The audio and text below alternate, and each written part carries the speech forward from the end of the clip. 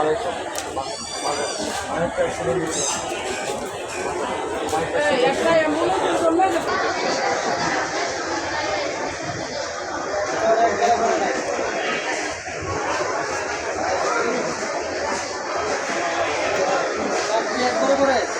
যে দেখেন এখানে হচ্ছে রিপোর্টের কোনো অভাব নাই, সব রিপোর্ট আছে। এই যে এইগুলো হচ্ছে বিভিন্ন টেস্ট দিছিল আমাকে করতে হসপিটালে।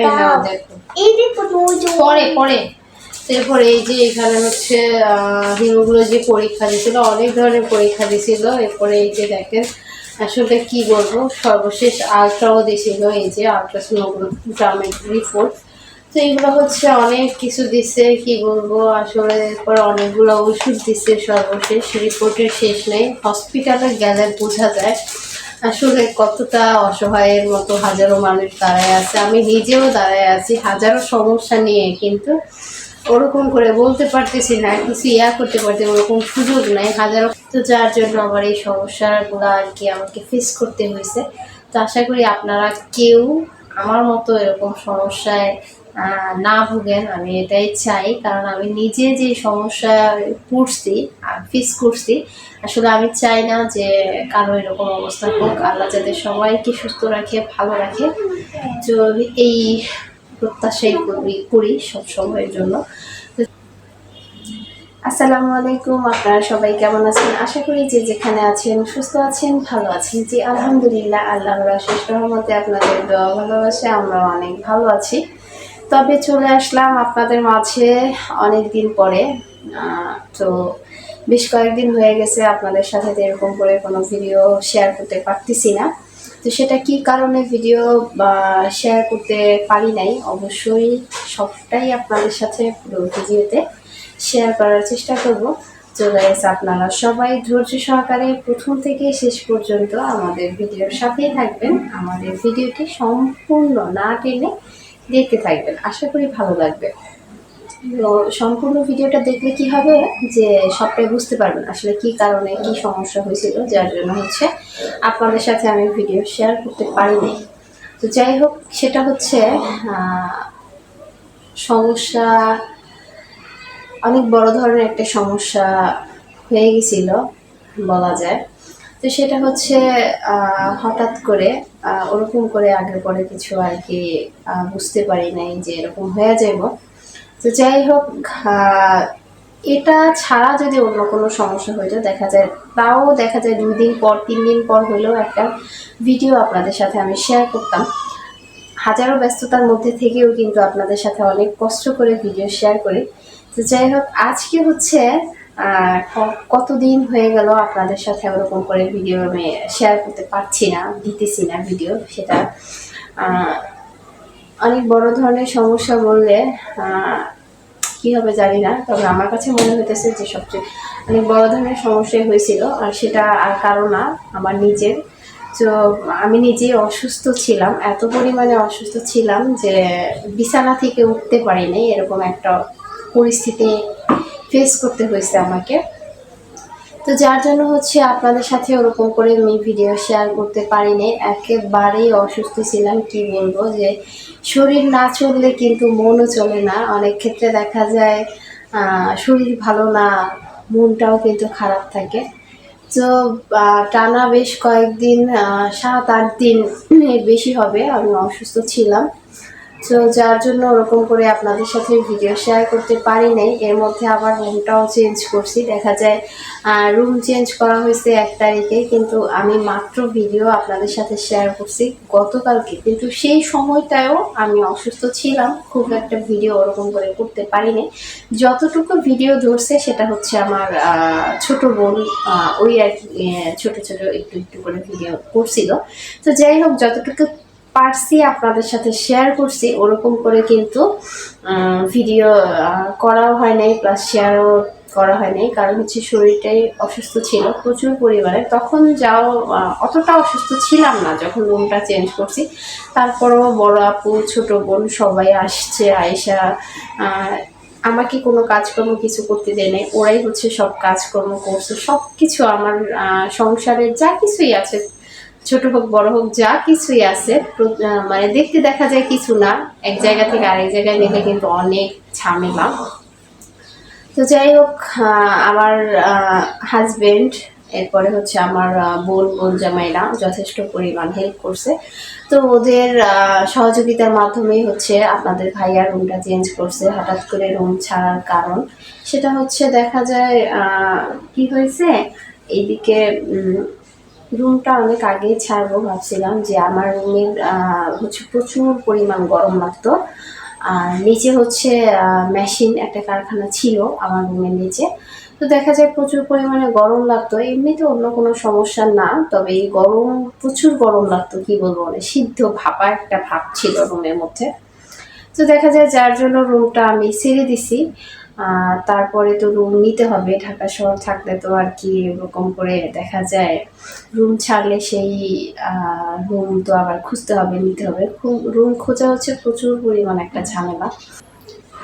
তো যাই হোক, এরপরে হচ্ছে আপনাদের ভাইয়া রুম টুম খুঁজা পরে হচ্ছে একদিন আমাকে নিয়ে আসছিল, এই বাসাটা তার পছন্দ হয়েছে, পরে হচ্ছে আমরা এই রুমটা নিলাম। তো অসুস্থতার কারণে ভিডিও শেয়ার করতে পারিনি, সেটা হচ্ছে কি সমস্যা হয়েছিল আমার, সেটা তো আপনাদের সাথে শেয়ার করতেই হবে। আলহামদুলিল্লাহ আলহামদুলিল্লাহ আগে থেকে অনেক সুস্থ হয়েছি আমি। তো হঠাৎ করে এতটা অসুস্থ হয়ে যাবে, আসলে দেখা যায় কি হঠাৎ করে কোনো কিছুই হয় না, ধীরে ধীরে হয়, হয়তো বা দেখা যায় হঠাৎ একদিন সমস্যাটা আর কি দেখা দেয়, তবে ওইটা আগে থেকেই কিন্তু সমস্যাটা ধীরে ধীরে অনেক গভীরভাবে আমাদের শরীরে আর কি ইয়া হয়। তো এই যে এখানে হচ্ছে আমার মেডিকেল রিপোর্টগুলা, তো সবগুলো এই যে কাগজপত্রের কিন্তু এখানে কোনো অভাব নাই, দেখতেছেন এই যে দিব ওইদিকে। তো পড়ো তো এখানে কি দেখা আছে, কি দেখা আছে পড়ো দিকে, পারো কিন্তু। তো ফাতেমারও কষ্ট হয়েছিল, দেখা যায় ফাতেমাকে রাইখা ডাক্তার কাছে দৌড়াইতে হয়েছে। ছোট বোন ছিল, বড় আপু আমার সাথেই ছিল হসপিটালে, ভাইয়া। আচ্ছা, ওখানে দেখা যাচ্ছে ওষুধ কিনতে হবে। তো এই যে দেখেন এখানে হচ্ছে রিপোর্টের কোনো অভাব নাই, সব রিপোর্ট আছে। এই যে এইগুলো হচ্ছে বিভিন্ন টেস্ট দিছিল আমাকে করতে হসপিটালে,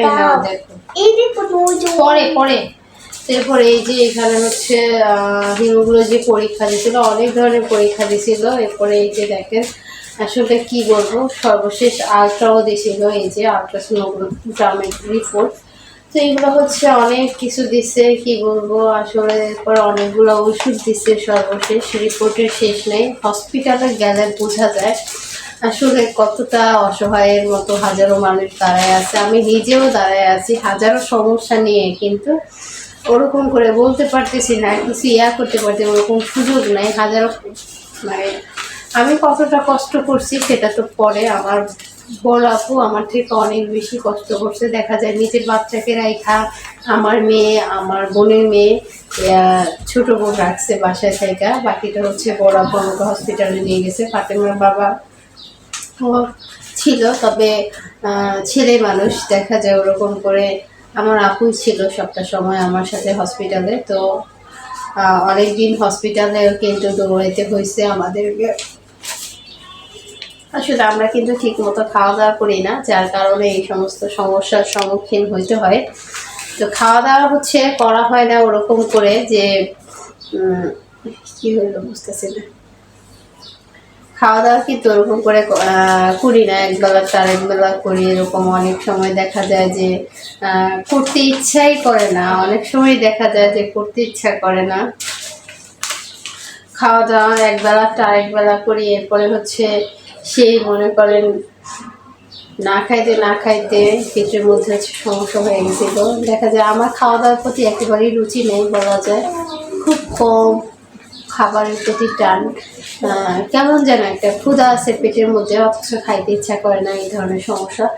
তো খাওয়া দাওয়া না করতে পেটের মধ্যে হচ্ছে সমস্যা হয়ে গেছিলো, প্রচুর পরিমাণে পেটে ব্যথা ছিল, যার জন্য হচ্ছে আমাকে হসপিটালে এত দিন দৌড়াইতে হয়েছে, এত কষ্ট করা লাগছে, এত বেশি অসুস্থ হয়ে গেছিলাম, বিছানা থেকে উঠে দাঁড়াইতে পারিনি, এরকম একটা অবস্থা। ডাক্তার পুরোপুরি আমাকে বেড রেস্ট দিয়ে দিছে। তো তো অনেকগুলা ওষুধ টষুধ অনেক কিছু দিছে। তো যাই হোক, নতুন বাসায় আসছি, আসার পরে আপনাদের সাথে ওরকম করে কোনো ভিডিও শেয়ার করতে পারি নাই, বা আগে পরে কিছু জানাইতেও পারি নাই যে আমার কি হয়েছে বা কি হইল। অনেক আপুরা ভাইয়া আছেন, আমার প্রাণ প্রিয় বন্ধুরা, সবাই হচ্ছে দেখা যায়, জানি না আমার ভিডিও কার কাছে কীরকম লাগে, হয়তো বা সবার কাছে ভালো নাও লাগতে পারে, আবার যাদের কাছে ভালো লাগে তারা দেখেন। আর আপনারা দেখেন বিধায়ী হচ্ছে আমি আপনাদের সাথে ভিডিও শেয়ার করি। হাজারো ব্যস্ততার মধ্যে, হাজারো কষ্ট, হাজারো সমস্যার সম্মুখীন হয়েও কিন্তু এরও মাঝেই আপনাদের সাথে একটু ভিডিও শেয়ার করি। ভালো লাগে বিধায় শেয়ার করি, প্লাস আপনারা দেখেন, আপনাদের জন্য শেয়ার করি। যাই হোক, দেখা যায় সবটাই ভালো মন্দ, কোথায় যাচ্ছি, কি করছি না করছি, সব কিছু শেয়ার করার চেষ্টা করি ক্যামেরা বন্দি করে। যদিও এই অসুস্থতাটা হচ্ছে হঠাৎ করে অসুস্থ হওয়া, এরকম একটা সমস্যার সম্মুখীন হয়ে গেছি। আসলে এরকম কোনো ইয়াই ছিল না যে আপনাদের সাথে ভিডিও শেয়ার করার মতো, এতটা অসুস্থ হয়ে গেছিলাম। রিপোর্টের কোনো অভাব নাই, কি বলবো, হাজারো রিপোর্ট, হাজারো পরীক্ষা, হাজারো মানে কি যে অবস্থা মনে করেন। এগুলা সব হচ্ছে আমার, এগুলা সব হচ্ছে আমার ঢাকা মেডিকেলের রিপোর্ট। হ্যাঁ, ঢাকা মেডিকেলে ডাক্তার দেখাইছি, প্রেসক্রিপশন রিপোর্ট, মানে পেজের অভাব নাই। হ্যাঁ, পেজের কোনো অভাব নাই, এতগুলো পরীক্ষা নিরীক্ষা আমাকে সবটা দিছিল। তো সব কিছু কইরা টইরা এই যে দেখেন, এই যে ঢাকা মেডিকেল। হ্যাঁ, এই যে হয়তো বা ফোনে ওরকম করে দেখা যাচ্ছে কিনা, বোঝা যাচ্ছে কিনা বুঝতে পারতেছি না। তো এই যে এখানে হচ্ছে ঢাকা মেডিকেলের সব কাগজপত্র। তো সব কিছু মিলায়া আলহামদুলিল্লাহ আগে থেকে অনেক ভালো হয়েছি, আপনাদের ভালোবাসে, আল্লাহর অশেষ রহমতে। তো তাই চলে আসলাম আপনাদের মাঝে। হয়তো বা অনেক আগের কথা বলতে পারেন যে রুম চেঞ্জ করতে অনেকদিন আগে ভিডিও শেয়ার করি নাই, কেন বা কি জন্য করি নাই। আসলে এই সমস্যাটার কারণে হচ্ছে শেয়ার করতে পারি নাই। তো আজকে আপনাদের সাথে সবটাই শেয়ার করে দিলাম যে কি কারণে কি হয়েছিল আমার। আসলে আমার মতো আপনারা কেউ না খেয়ে থাকবেন না, না খেয়ে থাকলে দেখা যায় কম খান বেশি খান খাইবেন, না খেয়ে থাকতে থাকতে দেখা যায় কি একটা সময় বড় ধরনের সমস্যা হয়ে যায়। এই যে খাবারের প্রতি রুচি নাই, ইচ্ছা করে না, দেখা যায় সব কিছুই হয়, খাওয়াটা টাইমলি হয় না। তো যার জন্য আমার এই সমস্যাগুলো আর কি আমাকে ফেস করতে হয়েছে।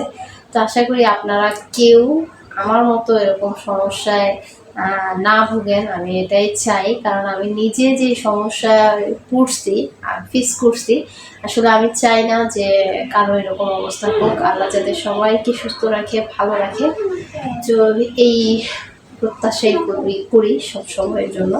তো যাই হোক, আজকে হচ্ছে অনেক কথাই বললাম আপনাদের সাথে। তো আপনাদের সাথে কিন্তু শেয়ার করা হয়নি আমার নতুন বাসাটা আসলে কীরকম হয়েছে, কোথায় আসলাম না আসলাম, এই জায়গাটা কোন জায়গা, তো কিছুই কিন্তু ওরকম করে শেয়ার করা হয় নাই। সবটাই শেয়ার করবো আপনাদের সাথে। তো আজকে হচ্ছে কী কারণে ভিডিও দেয়নি, মূলত এই জন্যই আজকের এই ভিডিওটা আপনাদের সাথে শেয়ার করা, এই কথাগুলো বললাম। জানি না আজকের এই ভিডিওটি কার কাছে কীরকম লাগলো। যদি আপনাদের আমার এই ভিডিওটি ভালো লেগে থাকে অবশ্যই লাইক কমেন্ট শেয়ার করুন, আমাদের পাশে থাকবেন, আমাদের চ্যানেলটিকে অবশ্যই সাবস্ক্রাইব করবেন, যাতে করে আপনাদের মাঝে নিত্য নতুন ভিডিও নিয়ে আসতে পারি। সো গাইস, আপনারা সবাই যে যেখানে আছেন সুস্থ থাকবেন, ভালো থাকবেন, কাছে কিংবা দূরে সবাই ভালো থাকবেন। আর আমার এই ভিডিওতে যদি কোনো ভুল ত্রুটি হয়ে থাকে আমার কোনো কথাতে, তো যাই হোক আপনারা সেটা অবশ্যই ক্ষমা হিসেবে দেখবেন। আমাকে সবাই অনেক বেশি ভালোবাসা দিবেন, অনেক বেশি সাপোর্ট করবেন, যাতে করে আপনাদের মাঝে নিত্য নতুন ভিডিও নিয়ে আসতে পারি। তো গাইস, আজকের মতো এই পর্যন্তই। আপনাদের মাঝ থেকে আজকে এখানে বিদায় নিতে যাচ্ছি। আপনারা সবাই সুস্থ থাকবেন, ভালো থাকবেন। আল্লাহ হাফেজ। আগামী দিনের ভিডিও অবশ্যই দেখবেন। কোথায় আসলাম, কিভাবে আসলাম, কেন আসলাম, আমার নতুন বাসাটা আসলে কীরকম, কীভাবে গুছিয়ে দিয়ে গেল বোনরা, সবটাই শেয়ার করব পরবর্তী ভিডিওতে। আপনারা সবাই ভিডিও দেখবেন, ভালো লাগবে হয়তোবা। আপনাদের সবাইকে নিয়েই সব সময় ভালো থাকার চেষ্টা করি। আপনারা সবাই অনেক বেশি দোয়া রাখবেন, ভালোবাসা দেবেন।